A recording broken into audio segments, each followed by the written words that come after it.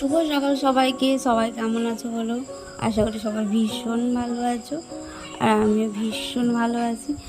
অনেক দিন বৃষ্টি হচ্ছিল, তারপরে আজকে সকালে প্রচণ্ড রোদ দিয়েছে আর ঝকঝকে আকাশ। আমার লঙ্কাগুলো অনেক দিন তোলা হয়নি, সব পেকে গেছে লঙ্কা।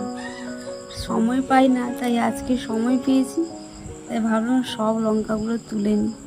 মানে যেগুলো পেকে গেছে আর যেগুলো খাওয়ার মতো হয়ে গেছে সব। তো একদম ঝুড়ি নিয়ে এসেছি, আর এক ঝুড়ি লঙ্কা তুলে নেবো। আর এই ফুলগুলো দেখো এত সুন্দর লাগছে, একদম আমাদের ওই বারান্দার সামনেই। দারুণ লাগে ফুলগুলো আমি কিছুটা তুলে নিয়েছি আজকে। যখন সব কটা ফুল একসঙ্গে ফোটে তখন খুব সুন্দর লাগে দেখতে। আর আমাদের গাছে জানো তো অনেক রকমের লঙ্কা হয়েছে, এক দু রকমের নয়, প্রায় 5 থেকে 6 রকমের লঙ্কা হয়েছে। তবে এই গাছগুলো সব মায়ে লাগিয়েছে, আমি একটাও লাগাইনি। কিন্তু আমার এই গাছগুলো দেখতে ভীষণ ভালো লাগে। হ্যাঁ, আমি মাঝে মাঝে জল দিই, মাও দেয়, পাইপে করেই জল দেওয়া হয়।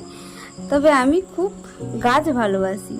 এবারে ভেবেছি যে আমাদের ছাদের উপর সমস্ত টবে, অনেকগুলো টব এনেছি, সমস্ত টবে ফুল গাছ লাগাবো।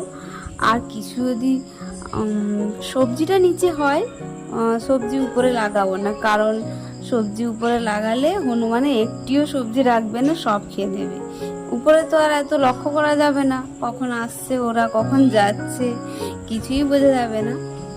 তো কিছু ফলের গাছ লাগাবো সেটাও ভেবেছি, কিন্তু সেটা নেট দিয়ে ভালো করে মানে রাখতে হবে, না হলে রাখা যাবে না। এই দেখো, এই লঙ্কাগুলোকে তোমরা কি বলো আমি জানি না, এই লঙ্কাগুলোকে আমরা এখানে কামরাঙা লঙ্কা বলি।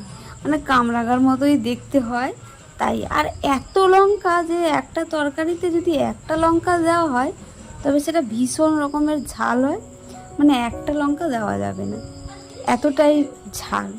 আর এখানে দেখো সরু সরু লঙ্কা একদম হয়েছে, এটাও ভীষণ ঝাল। আর একটা দেখাই চলো, আমার কতগুলো ঝিঙে হয়েছে।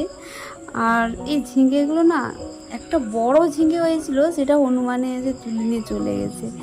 আর সব পাখিগুলো খেয়ে নিচ্ছে। এই ঝিঙেগুলোকে প্লাস্টিক দিয়ে বেঁধে রাখতে হবে।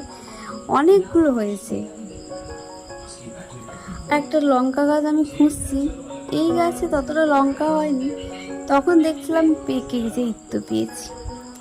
এইখানে কটা লঙ্কা হয়েছে, বেশি হয়নি, ওই লঙ্কাগুলো পেকে গেছে যেহেতু, তাই তুলে নিই।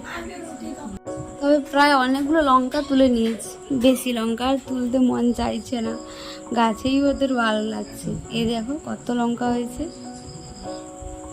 এবার যাই রান্নাবান্নায় ফিরে যাই।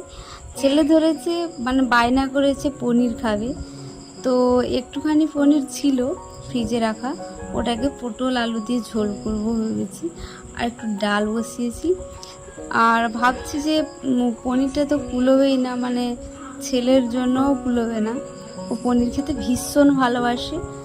তাই একটু দুধ এনেছি, দুধটা কেটে নিজে থেকেই পনির তৈরি করব। আর একটু বেশি করে নিলাম আলু পটল দিয়ে, কারণ এটা একটুখানি রাত্রিরেও রেখে দেবো। আর একটু ডিম ভাজলে খাওয়া হয়ে যাবে, কারণ এই দুপুরবেলা রান্না, রাতের বেলা রান্না, ছেলেকে পড়ানো খুব চাপের হয়ে যায়, তো তাই এটা একটু রেখে দেবো।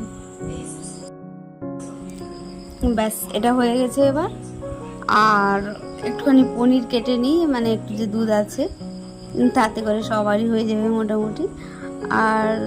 আর ভাজাভুজি অনেক করেছি, সেটা আর শেয়ার করলাম না। একটা জিনিস দেখাই চলো, মিশু কতক্ষণ ধরে ছবিটা আঁকছে, খুব সুন্দর করে এঁকেছি।